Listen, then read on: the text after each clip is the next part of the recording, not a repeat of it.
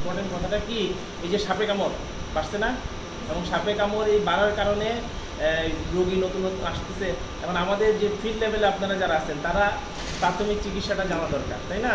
কারণ এখানে অনেক ধরনের মিথ আছে, অনেক ধরনের আছে, আমরা প্রাথমিকভাবে কি দিতে পারি বা কি করতে পারি এটা আমাদের জানা দরকার। আপনারা যদি দেখেন, আমরা যেটা আমাদের ন্যাশনাল গাইডলাইন, ঠিক আছে, ন্যাশনাল গাইডলাইনে এখানে বলে দেওয়া আছে যে কী কী সাপ হলেও পয়জন আছে। আমি গ্রুপে দিয়ে দিব, ইংরেজিতে লেখা আছে, একটু দেখে নিন।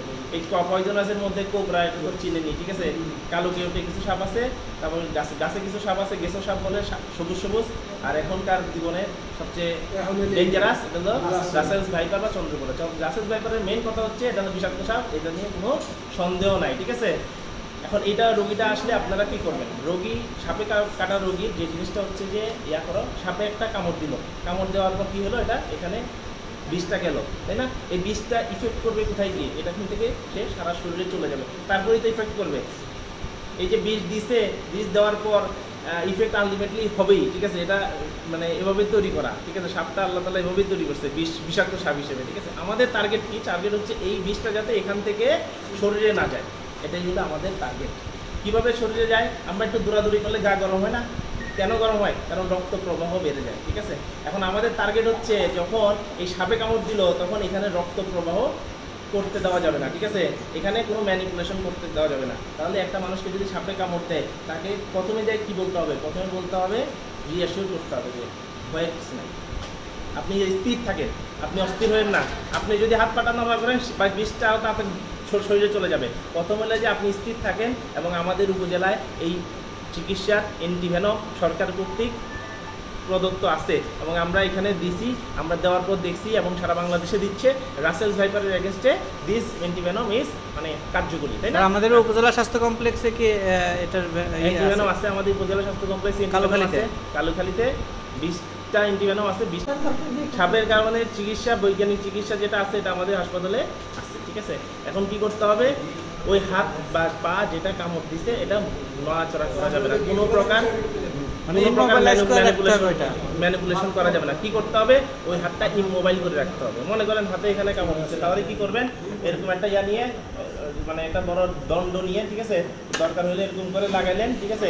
এই হাতটা যখন এখানে কামড় দিচ্ছে, মুভমেন্ট করবে কি এই জয়েন্টটা আর এই জয়েন্টটা, তাই না? আপনারা কি করবেন? একটা লাঠি নিয়ে এই জয়েন্ট থেকে এই জয়েন্ট পর্যন্ত একটা লম্বা লাঠি নেবেন, দরকার হলে গামছা দিয়ে পেঁচা দিবেন, ঠিক আছে। কোনো গিট বা বাধা এগুলার কোনো মানে বৈজ্ঞানিক ভিত্তি নাই, এটা আরও ক্ষতিকর, ঠিক আছে।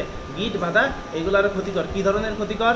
ক্ষতিকর হচ্ছে, মনে করেন একটা ইয়াকে গিট দিলেন, ঠিক আছে, ওই পয়জন তো ওই জায়গা থেকে সরতে পারতেছে না, ওই জায়গায় রয়ে গেছে, এক। দ্বিতীয় কথা হচ্ছে এই গিট দিলেন, রক্ত যে প্রবাহ হচ্ছে, প্রবাহ যেতে পারতেছে না, আসতেও পারতেছে না, এখানে অক্সিজেনের অভাবে এটা আরও বেশি কালো হয়ে যাবে।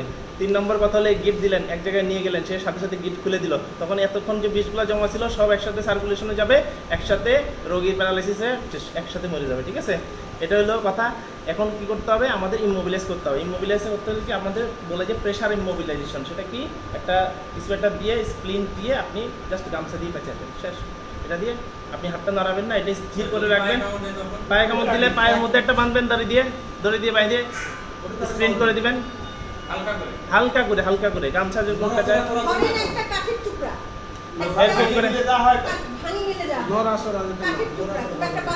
এরকম করে হালকা করে পেঁচা দিবেন, হালকা করে পেঁচা দিবেন, যাতে ওর হ্যান্ড মুভমেন্টটা না হয়।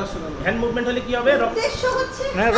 রক্ত সঞ্চালন যাতে না হয়, রক্ত সঞ্চালন না হইলে এটা সার্কুলেশনের ভিতরে আসবে না এবং ক্ষতি করতে পারবে না। অনেকে করে কি জোরে মানে এত শক্ত করে বাঁধে যাতে মানে ওই বাঁধার অবস্থায়, বাঁধার কারণেই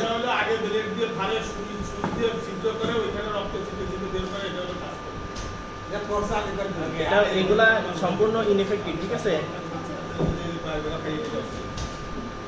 আচ্ছা, আরেকটা কথা হচ্ছে যে এটা তো আপনারা বললেন এখানে পাঠিয়ে দিলেন, ঠিক আছে। আমাদের এখানে অ্যান্টিভেনম যেটা তৈরি করি, আমাদের এখানে আমরা একটা কথা আছে যে সাপের যে বিষ, এটা আবার কিছু কিছু প্রাণীর বেলায় এটা কাজ করে না। যেমন ধরেন ঘোড়ার বেলায় কাজ করে না, বেজির বেলায় কাজ করে না, ঠিক আছে। এদের কামড় দিলে কিছু হয় না, ঠিক আছে। তো অ্যাজ এ রেজাল্ট এই জিনিসটাকে কাজে লাগিয়ে সাপের অ্যান্টিভেনমটা কিন্তু এভাবে কাজে লাগাই তৈরি করা হয়েছে। এই জিনিসটা কাউন্সিলিং করতেছি কেন? এটা আপনাদের মাথায় থাকলে সুবিধা হয়, ঠিক আছে। কি সুবিধা?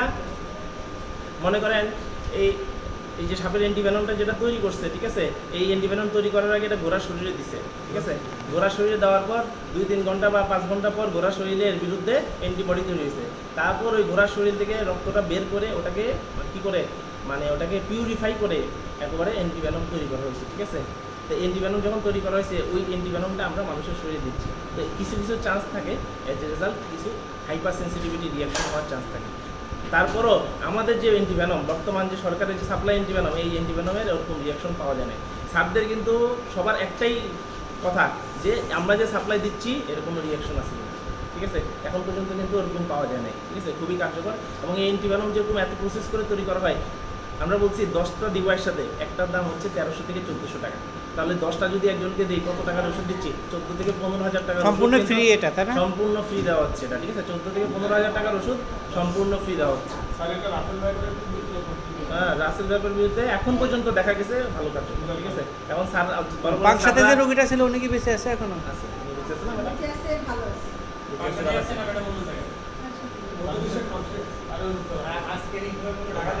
তাহলে একটু বলে নেবেন যে অনেক সময় রিয়াকশন হইতে পারে, কিন্তু এতে ভয় পাওয়ার কোনো কারণ নেই। রিয়াকশন এখন পর্যন্ত হয় নাই, ঠিক আছে। আমার তো কিছু বলার নেই।